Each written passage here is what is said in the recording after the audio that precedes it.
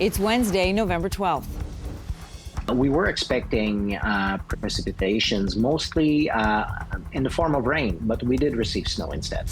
A heavy snowfall catches many off guard in Quebec, with 20 centimeters of snow dumping on Montreal, nearly 4 times what Environment Canada had predicted. The next 24 hours will be absolutely jam-packed. G7 foreign ministers will get down to business during their summit in Ontario. That happens today.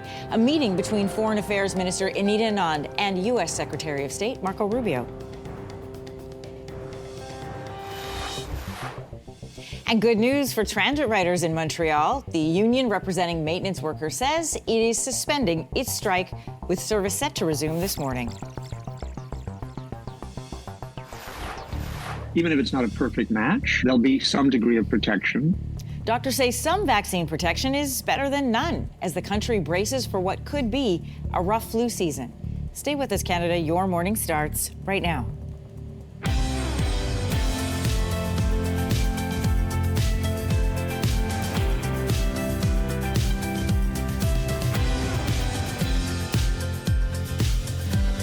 Good morning, Canada. Welcome to Your Morning. I'm Anne-Marie Mediwake. Good morning, everybody. I'm Lindsey Deluce. I'm Kelsey McEwen. Hopefully your Wednesday's off to a great start. It's full on winter. I feel like it's full on winter. Why? Yeah. What do you mean, why? It's gonna rain today. I know, but it had for the last couple of days. I didn't know that. But for the last couple of days, it's been like a snowstorm. Yeah. Yes. And cold. Snow brushes are out. You have to brush off your car, Yeah. get out Agreed. the mitts. But Big flakes. Did you notice this morning when you came out, the wet ground was wet, not frozen? It's because Yes. temperature's rising. It's Yeah. going to rain today. So which means, The ground was wet. you know, but like weather math, Yeah. snow plus rain just equals mud. So there you go. It's true. But we are going to start with weather. And we're going to start in Quebec because power is now slowly being restored in Quebec after Montreal got hammered with some unexpected snow this week. The snow becomes very wet, sticky, like glue. The freezing rain add to that, add a little bit more ice pellets and snow grains, and you've got this ugly mixture. Yeah, Environment Canada says it didn't expect a snow band to shift as far west as it did, ending up dumping, 20 centimeters of snow on Montreal, nearly 4 times what forecasters had predicted.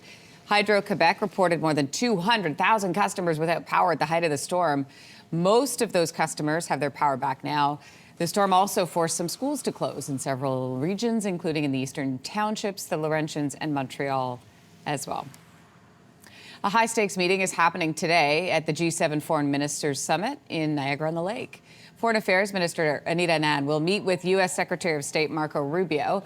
Today's one-on-one meeting comes after trade talks between Canada and the U.S. were suspended by U.S. President Donald Trump.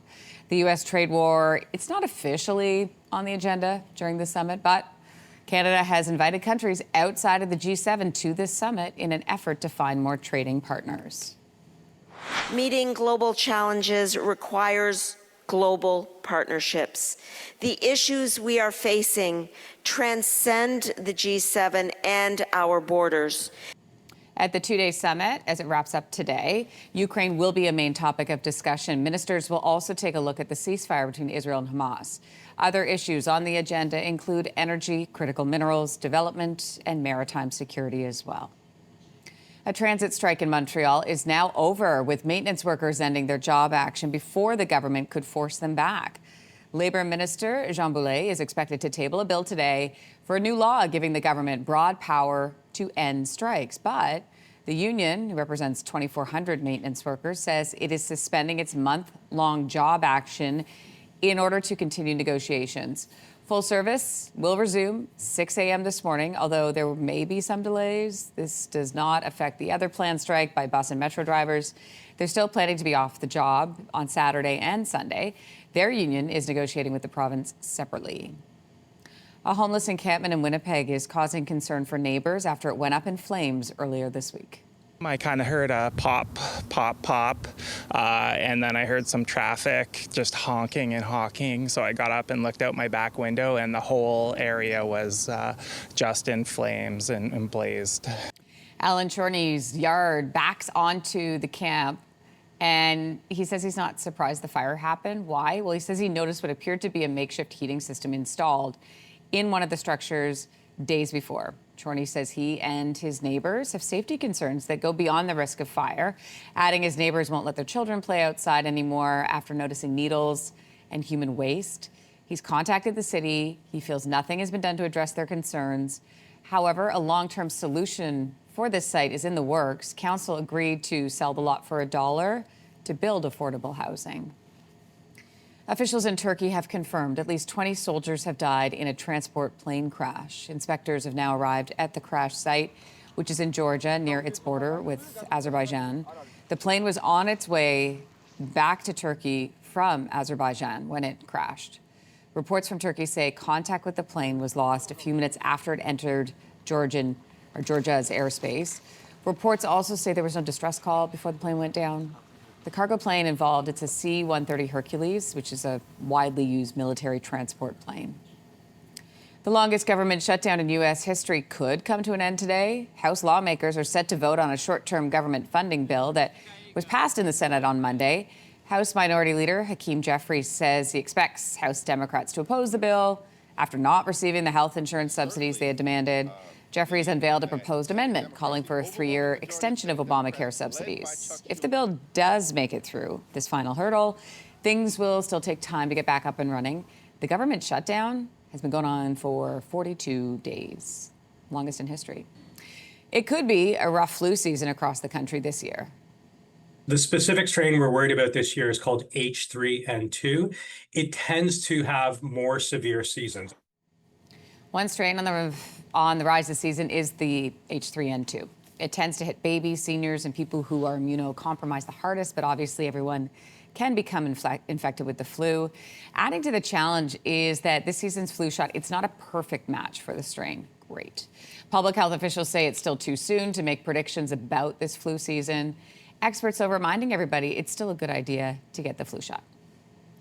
Many Canadians say they'll be spending less this holiday season as they work through the higher cost of living. This is according to a new survey from insolvency firm Harrison Partners. Almost 72% of the Canadians surveyed say they will cut back on Christmas spending this year.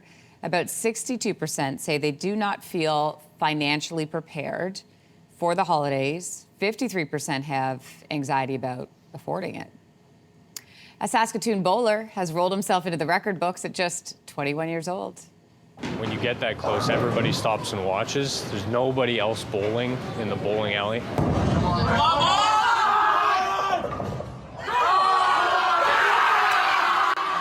This is so fun. Cooper Bunak has achieved what many bowlers spend a lifetime chasing, a perfect game on the national stage. Ready? Woo! Wow. He accomplished this at a National Youth 10-pin championship in Quebec, getting 12 strikes in a row. Whoa. Championship ring, earning him a perfect 300 score. This week, he was also honored with the prestigious perfect game ring, which you just saw. He says his next goal is to bowl 3 perfect games in a row. Ooh, I like goals.